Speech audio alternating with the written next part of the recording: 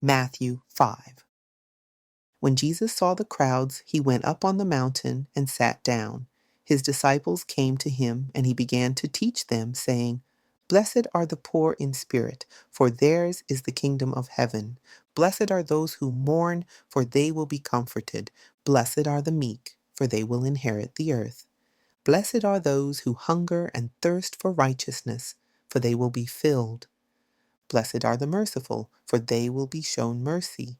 Blessed are the pure in heart, for they will see God. Blessed are the peacemakers, for they will be called sons of God. Blessed are those who are persecuted because of righteousness, for theirs is the kingdom of heaven. Blessed are you when people insult you, persecute you, and falsely say all kinds of evil against you because of me. Rejoice and be glad, because great is your reward in heaven, for in the same way they persecuted the prophets before you. You are the salt of the earth. But if the salt loses its savor, how can it be made salty again? It is no longer good for anything except to be thrown out and trampled by men. You are the light of the world. A city on a hill cannot be hidden. Neither do people light a lamp and put it under a basket. Instead, they set it on a stand, and it gives light to everyone in the house. In the same way, let your light shine before men, that they may see your good deeds and glorify your Father in heaven. Do not think that I have come to abolish the law or the prophets. I have not come to abolish them, but to fulfill them. For I tell you truly, until heaven and earth pass away, not a single jot, not a stroke of a pen will disappear from the law until everything is accomplished. So then, whoever breaks one of the least of these commandments and teaches others to do likewise will be called least in the kingdom of heaven. But whoever practices and teaches them will be called great in the kingdom of heaven. For I tell you that unless your righteousness exceeds that of the scribes and Pharisees, you will never enter the kingdom of heaven. You have heard that it was said to the ancients, 'Do not murder, and anyone who murders will be subject to judgment.' But I tell you that anyone who is angry with his brother will be subject to judgment. Again, anyone who says to his brother, 'Raka,' will be subject to the Sanhedrin. But anyone who says, 'You fool,' will be subject to the fire of hell. So if you are offering your gift at the altar, and there remember that your brother has something against you, leave your gift there before the altar. First, go and be reconciled to your brother. Then come and offer your gift.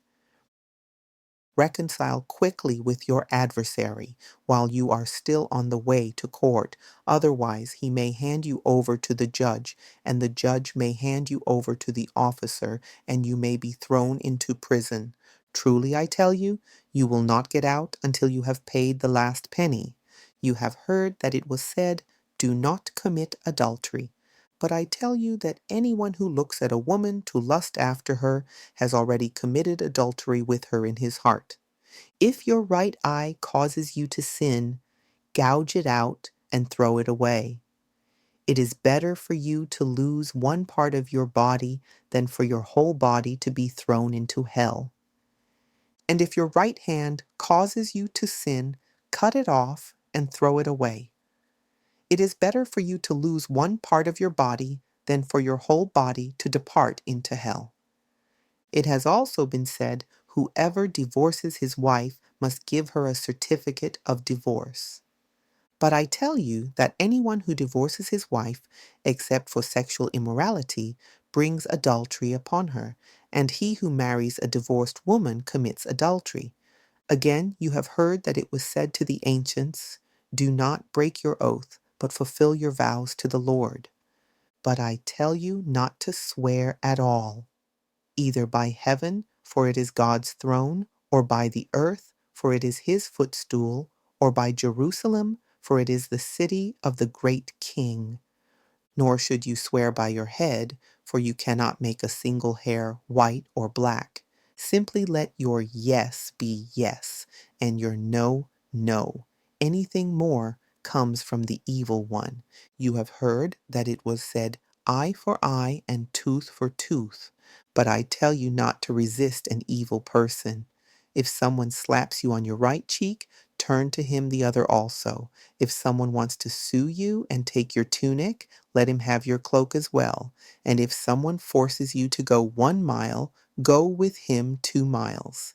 Give to the one who asks you, and do not turn away from the one who wants to borrow from you. You have heard that it was said, love your neighbor and hate your enemy.